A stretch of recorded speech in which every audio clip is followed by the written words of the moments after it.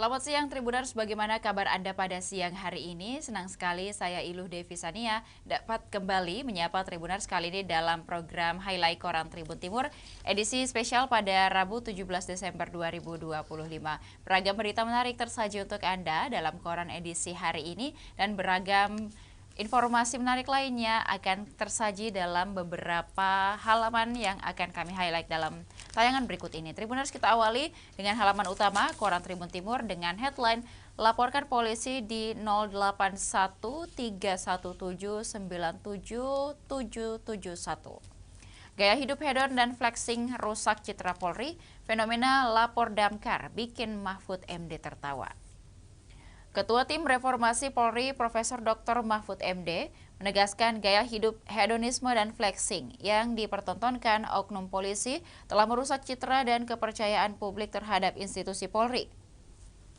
Terjadi pemerasan hedonisme, flexing, dan juga berkolaborasi dengan kejahatan dan sebagainya. Katanya dalam sesi doorstop di Unhas pada Selasa 16 Desember 2025. Tim Reformasi Polri membuka kesempatan seluas-luasnya bagi masyarakat untuk menyampaikan pandangan dan kritik konstruktif terhadap reformasi Polri. Aspirasi ini sempat disampaikan melalui WhatsApp di nomor 081317977771 atau melalui surel di alamat Setkomisi Reformasi Polri @seknek.go.id. Mahfud MD menyampaikan hal itu usai pertemuan tim reformasi Polri dengan kalangan akademisi. Kemudian juga ada praktisi hukum, budayawan hingga tokoh agama di kampus Unhas pada hari itu. Pertemuan ini merupakan agenda serap aspirasi untuk mempercepat reformasi Polri. Mahfud MD hadir bersama dengan mantan Kapolri Jenderal Polisi Purnawirawan Badrodin Haiti. Pertemuan tertutup di ruang rapat Senat Fakultas Hukum Unhas. Wartawan hanya diperbolehkan mengambil gambar suasana dan menunggu sesi doorstop. Rombongan tim reformasi Polri disambut Wakil Rektor 3 Unhas Profesor Dr. Farida Patinggi. Sejumlah tokoh turut hadir dalam pertemuan tersebut. Dari praktisi hukum, hadir Guru Besar Unhas Said Karim yang pernah menjadi saksi ahli dalam sidang kasus Verdi Sambo. Hadir pula Wakil Dekan 1 Fakultas Syariah dan Hukum UIN Alauddin Makassar, Rahman Syamsuddin. Dari akademisi dan juga budayawan, hadir Koordinator Forum Dosen Adi Suryadi Cula, serta budayawan Profesor Aminuddin Seleh, yang juga Guru Besar Hukum Adat Fakultas Hukum Unhas. Sementara dari kalangan aktivis, Direktur LBH Makassar Abdul Aziz Dumpa turut mengikuti pertemuan. Adapun rombongan mendampingi tim reformasi Polri, antara lain adalah mantan pimpinan KPK Laode M. Syarif, serta Kepala Biro Humas Kementerian Sekretariat Negara Ada Edi Cahyono Sugiarto.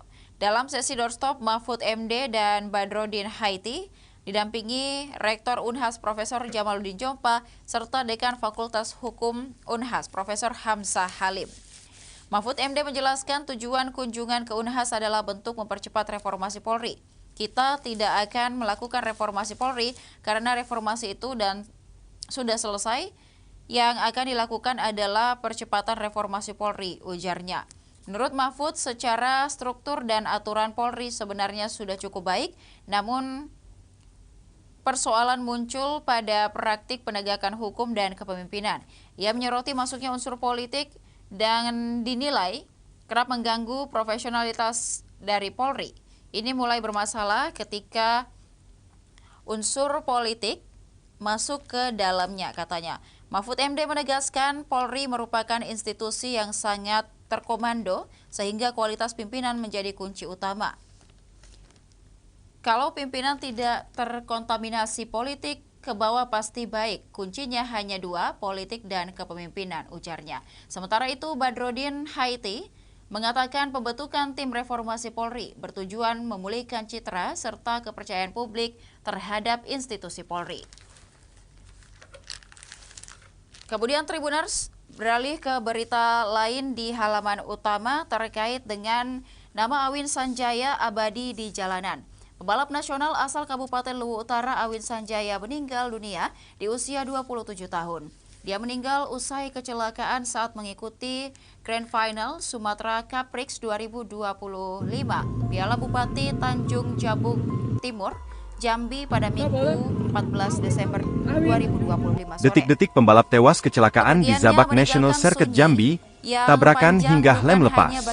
Kabar duka tetapi juga bagi dunia balap Indonesia yang kehilangan salah satu talenta terbaiknya. Ratusan warga Luwu Utara mengantarkan jenazah Awin Sanjaya ke pemakaman di kampung halamannya Kota Masamba, Luwu Utara pada Selasa 16 Desember 2025. Di tengah suasana haru itu, pemerintah Kabupaten Luwu Utara mengambil sebuah keputusan syarat makna. Bupati Luwu Utara Andi Rahim Abdullah menyampaikan rencana untuk mengabadikan nama dari pebalap tersebut Awin Sanjaya sebagai nama jalan di Kota Masamba. Rencana itu diungkapkan langsung oleh Andi Rahim saat melayat di rumah duka Awin Sanjaya di Desa Balebo, Kecamatan Masamba. Jalan Lingkar Masamba direncanakan akan berganti nama menjadi Jalan Awin Sanjaya dan ini adalah bentuk penghargaan dan penghormatan kami kepada almarhum Awin Sanjaya. Jasanya telah mengharumkan nama Luwu Utara baik di tingkat nasional maupun internasional.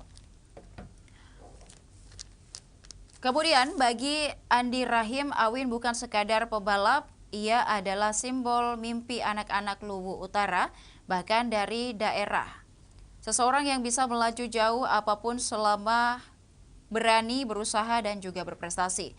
Prestasi almarhum adalah inspirasi bagi generasi muda. Ini adalah wujud penghargaan paling tulus dari pemerintah daerah. Wakil Bupati Luwu Utara Jumail Mapile mengatakan Jalan Lingkar Masamba akan berganti nama menjadi Jalan Awin Sanjaya membentang dari Tugu Coklat Masamba hingga Jembatan 2 Balebo. Panjang ruasnya sekitar 3,3 km. Kepala Dinas PUPR Luwu Utara, Muharwan menambahkan bahwa rencana tersebut masih dalam tahap pembahasan administratif. Masih rencana nantinya akan dibuatkan peraturan bupati dan dikomunikasikan dengan pihak-pihak terkait. Awin Sanjaya dikenal sebagai pebalap dengan nomor 198 atau 198. Ia adalah sosok pemuda yang tumbuh dari lintasan-lintasan kecil hingga panggung balap bergengsi. Ia aktif mengikuti berbagai kejuaraan nasional, termasuk ajang balap bergengsi Sumatera Cup Prix yang menjadi arena terakhirnya. SCP salah satu kompetisi balap motor terbesar di Pulau Sumatera yang diikuti pebalap dari berbagai daerah di Indonesia. Tak hanya yang dikenal karena keberaniannya memacu motor di kecepatan tinggi, Awin juga dikenang sebagai pribadi yang rendah hati, dekat dengan komunitas dan tak pernah lupa pada tanah kelahirannya. Sayangnya prestasi ayah satu anak ini terhenti pada Minggu sore 14 Desember 2025 di Zabak National Circuit Jambi saat Grand Final Sumatera Cup Prix 2025. Piala Bupati Tanjung Jabung Timur Awin mengalami kecelakaan fatal di lintasan lurus sirkuit dalam kondisi kecepatan maksimal. Paman almarhum Hasdin mengatakan kecelakaan itu sulit dihindari karena jarak antar pebalap sangat rapat. Di lintasan lurus itu top speed semua. Kalau terjadi crash, hampir tidak ada ruang untuk menghindar, ujarnya. Benturan keras membuat motor terlempar ke kiri, sementara tubuh Awin terhempas ke sisi berlawanan. Helm yang dikenakan bahkan terlepas.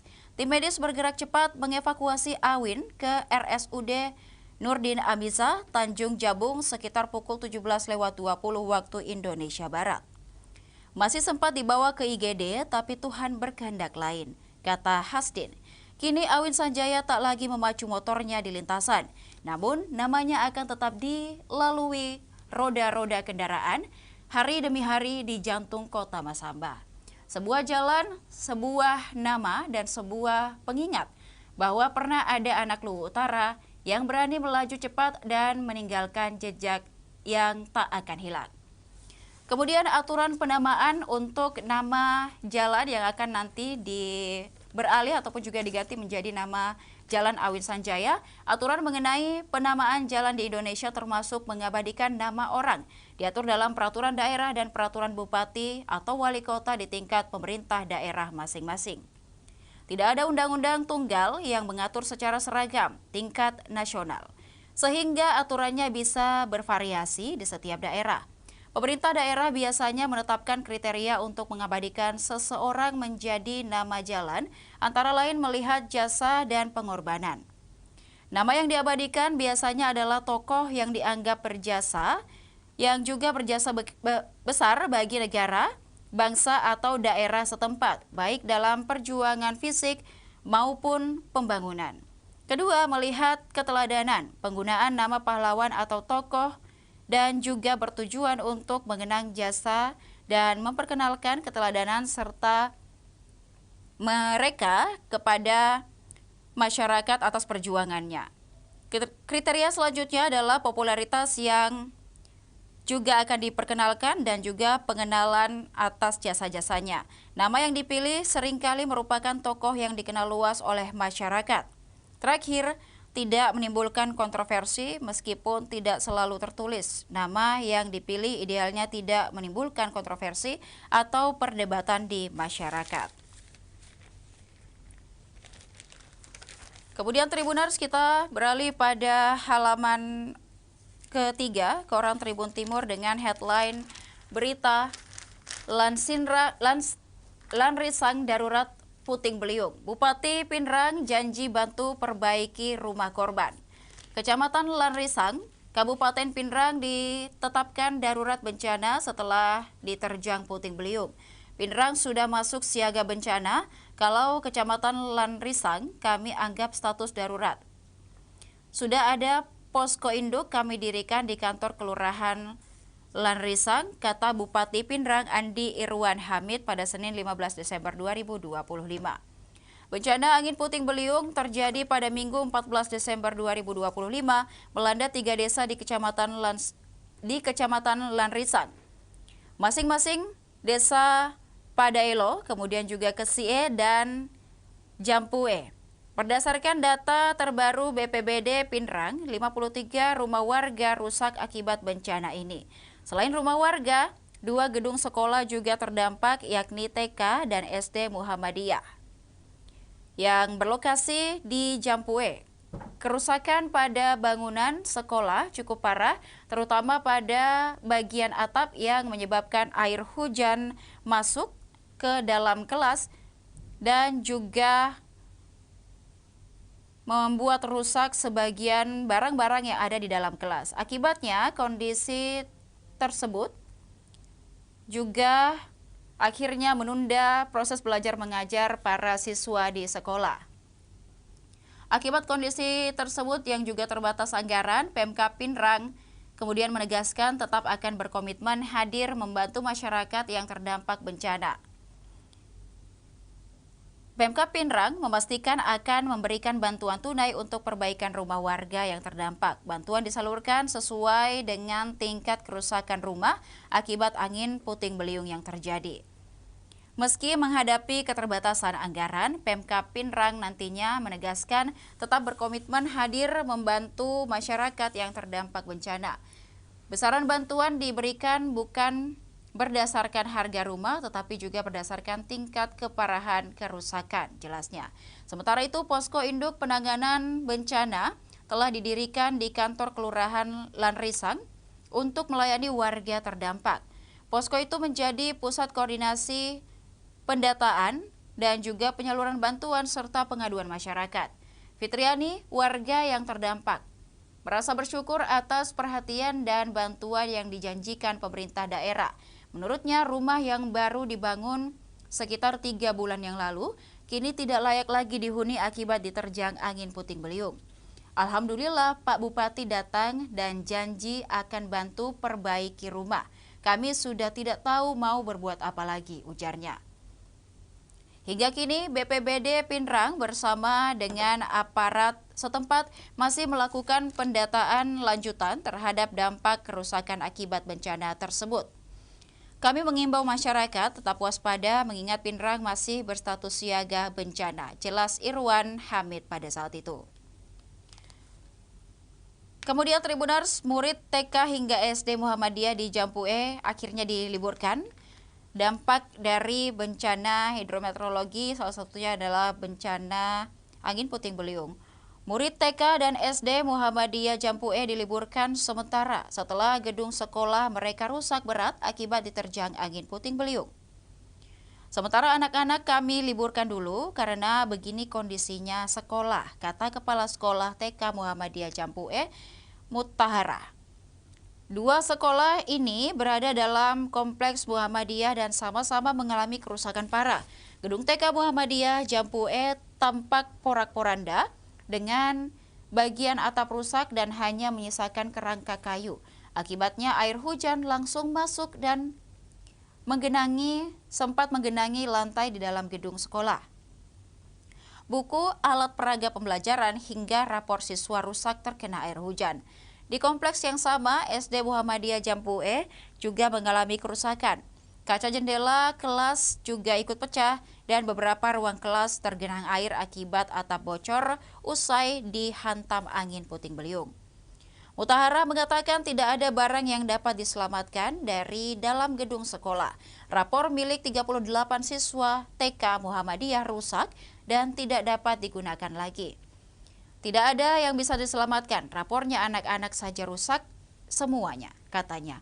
Pihak sekolah memilih meliburkan murid sambil menunggu proses perbaikan gedung sekolah.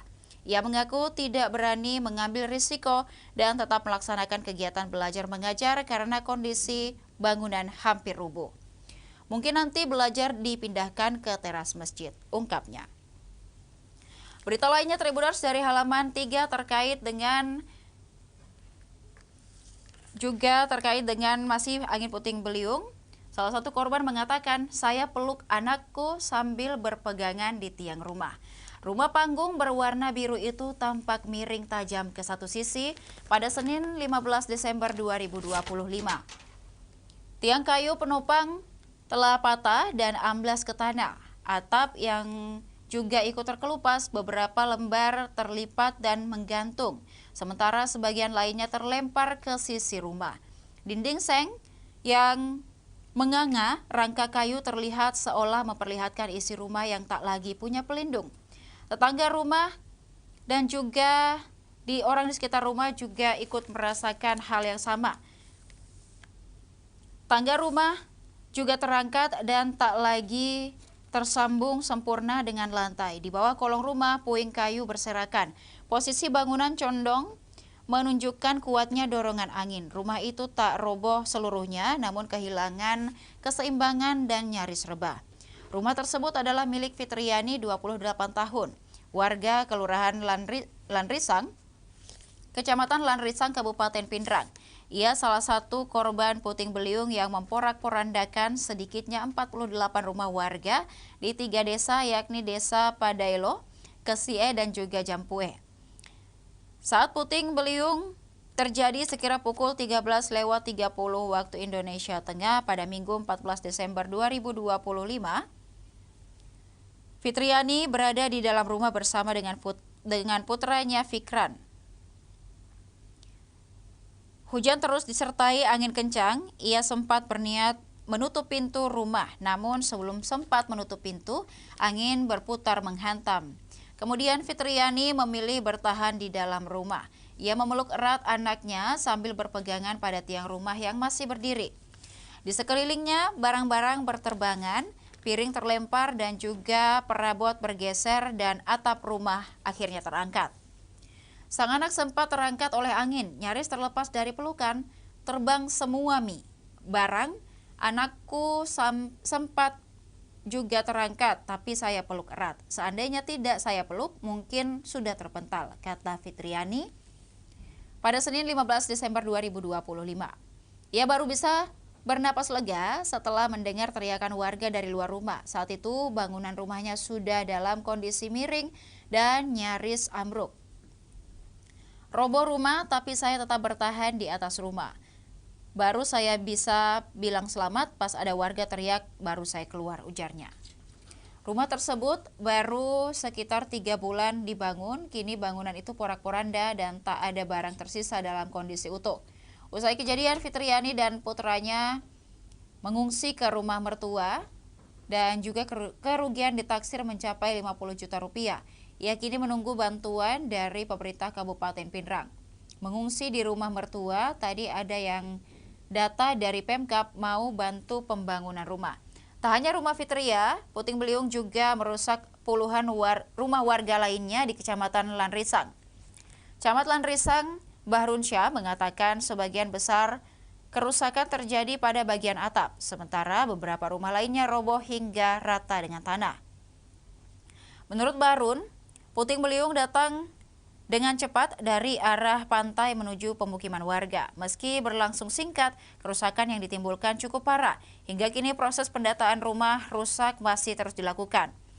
Di Lanrisang, angin telah berlalu, namun di antara puing rumah yang tersisa, cerita tentang ketakutan, keselamatan, dan juga keteguhan seorang ibu masih tertinggal.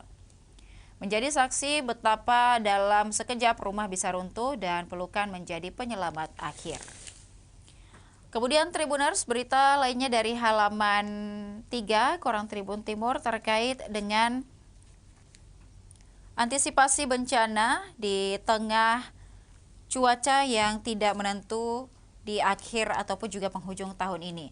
8 petugas bidang pertamanan DLHP Takalar memangkas dahan dan ranting pohon di Jalan Sultan Hasanuddin dan juga Patalasang serta depan kantor Basnas Takalar pada Senin 15 Desember 2025. Dua petugas menggunakan skylift dan gergaji mesin, sementara petugas lain juga membersihkan ranting di bawah. Kepala Bidang Taman Muhammad Abilwansyah mengatakan pemangkasan dilakukan karena pohon terlalu lebat dan berpotensi membahayakan, terutama saat musim hujan. Lalu lintas sempat tersendat dan dia mengatakan hal ini telah diatur oleh petugas. Pemangkasan pohon dilakukan rutin dan juga berdasarkan laporan dari masyarakat. Kemudian Tribuners, kita beralih pada halaman 9 Koran Tribun Timur dengan headline berita Pemkot fokus sertifikasi 1000 tanah wakaf. BWI Makassar segera dibentuk dan pemerintah Kota Makassar bersiap mencatatkan sejarah baru dalam pengelolaan perwakafan perwakilan Badan Wakaf Indonesia. Kota Makassar akan segera dibentuk dan diresmikan sebagai lembaga resmi yang mengawal tata kelola wakaf secara profesional dan juga transparan dan sesuai dengan regulasi. Kemudian persiapan pembentukan lembaga tersebut dibahas dalam rapat koordinasi bersama dengan Kementerian Agama di Kota Makassar.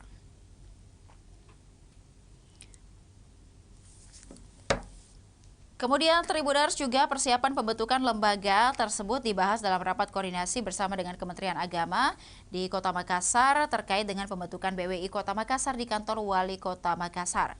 Kepala Kantor Kemenak Kota Makassar, Haji Muhammad, mengatakan seluruh proses pembentukan dan juga pelaksanaan tugas BWI harus berjalan sesuai dengan mekanisme dan ketentuan peraturan perundang-undangan yang berlaku.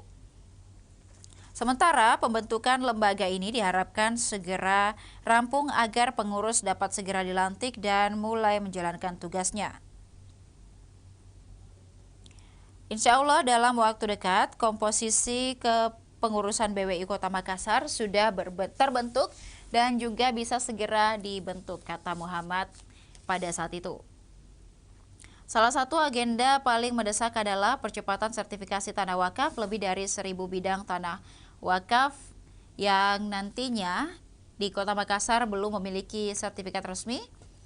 Ini yang paling urgent sehingga perlu percepatan penanganan, ujar Muhammad. Wali Kota Makassar Muhammad Munafri Arifuddin menekankan pentingnya kepastian aspek legal dan juga administrasi sebelum memberikan dukungan anggaran.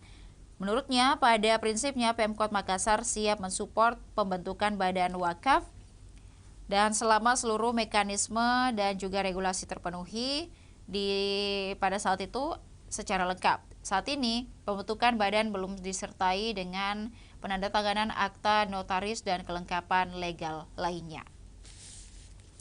Kemudian, sumber dana nantinya dari ASN, pengusaha, dan juga BUMN. Selain sertifikasi tanah wakaf, pertemuan juga membahas rencana penyelenggaraan wakaf uang yang dikelola Badan Wakaf Indonesia atau BWI Kota Makassar. Dana wakaf yang direncanakan bersumber dari pemangku kepentingan mulai dari aparatur sipil negara, kemudian juga pengusaha, BUMN hingga elemen masyarakat lainnya. Gerakan wakaf uang ini menjadi gerakan bersama demi kemaslahatan umat, kata Kepala Kantor Kemenak Kota Makassar Haji Muhammad pada Selasa 16 Desember 2025. Dana yang terkumpul dimanfaatkan untuk berbagai kepentingan masyarakat seperti pengadaan kendaraan operasional untuk rumah sakit, bantuan pembangunan jembatan, WC dan kamar mandi umum, hingga penanganan bencana dan kebutuhan sosial lainnya. Menurutnya, keberhasilan program wakaf membutuhkan dukungan penuh pemerintah Kota Makassar. BWI Kota Makassar akan menjadi perpanjangan tangan pemerintah kota dalam pengelolaan wakaf. Kementerian Agama berperan sebagai fasilitator, sementara pelaksanaan teknis dan kebijakan berada di bawah kewenangan Wali Kota Makassar. Berita lainnya, Tribuners dari halaman 9, Koran Tribun Timur terkait dengan kantor Disdik dibangun ulang anggaran 30 miliar rupiah. Pemerintah Kota Makassar memastikan kantor Dinas Pendidikan atau Disdik Kota Makassar dibangun ulang usai pembakaran 11 Januari lalu. Usai kebakaran 11 Januari lalu. Pembangunan kantor di Jalan Anggrek Raya di Paropo, Kecamatan Panakukang, itu ditangani Dinas Pekerjaan Umum Makassar dengan skema multi-years yang juga anggarannya akan dianggarkan 30 miliar rupiah. Kepala Bidang Prasarana dan Bangunan Kementerian Dinas PU, Kepala Bidang Prasarana dan Bangunan Pemerintah Dinas PU Makassar, Hajar Aswad mengatakan pembangunan kantor Disdik direncanakan 2 tahun dari 2026 sampai nanti 2027. Pada 2026, tahapan pengerjaan fokus pada perencanaan dokumentasi perizinan hingga pembangunan struktur. Tahapan dimulai setelah dokumen pelaksanaan anggaran atau DPA selesai. Ia memprediksi tahap ini hingga Februari 2025. Mungkin Februari paling cepat DPA selesai dan itu baru tender perencanaan. Tender membutuhkan waktu 2 hingga 3 bulan setelah kontrak sekira Mei. Penyedia akan merampungkan tugasnya dengan target waktu maksimal 3 bulan. Jika berjalan sesuai rencana, tender fisik sudah bisa berjalan nanti di Agustus 2026. Kemudian Tribuners juga dapat melihat infografis terkait dengan rehabilitasi kantor Dinas Pendidikan Makassar yang berlokasi di Jalan Anggrek Raya. Pembangunan akan dilakukan oleh Dinas PU.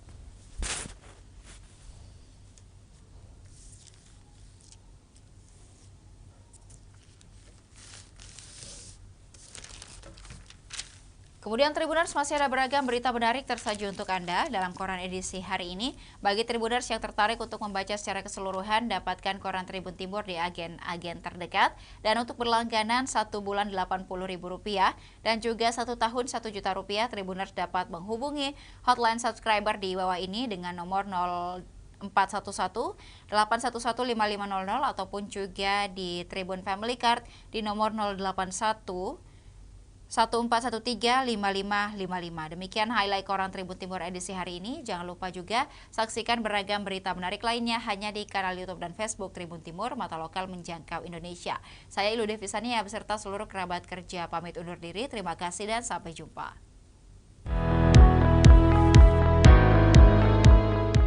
Melalui bantuan tahap kedua program Desa Berdaya, PLN kembali mendukung BUMDes Bintang Timur di Desa Beteleme. gerobak listrik, tenan booth, serta pelatihan usaha mendorong warga lebih percaya diri mengembangkan UMK lokal. Langkah ini menjadi wujud nyata PLN untuk rakyat dalam memperkuat kemandirian ekonomi dan membuka peluang baru bagi masyarakat. PLN Unit Pelaksana Proyek Sulawesi Tengah memberikan edukasi kelistrikan kepada siswa SMK Negeri 3 Palu melalui program PLN Goes to School. Kegiatan ini membuka wawasan para pelajar tentang dunia energi dan peran strategis PLN. Inisiatif tersebut menjadi wujud kepedulian PLN untuk rakyat dalam memberikan motivasi membangun generasi muda yang berwawasan luas.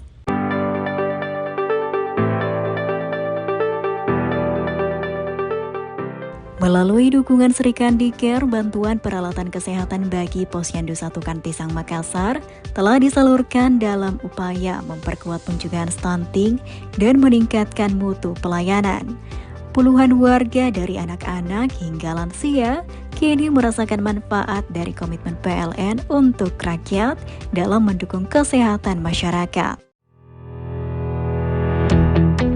PT PLN Persero Unit Induk Pembangunan Sulawesi memberikan bantuan berupa penanaman pohon di hutan Hulawa sebagai langkah nyata menjaga kelestarian alam. Kawasan yang dulu gersang kini mulai kembali hidup melalui kolaborasi PLN, pemerintah daerah, dan masyarakat. Inisiatif ini menjadi wujud nyata kontribusi PLN untuk rakyat guna mewariskan lingkungan yang lebih baik bagi generasi mendatang.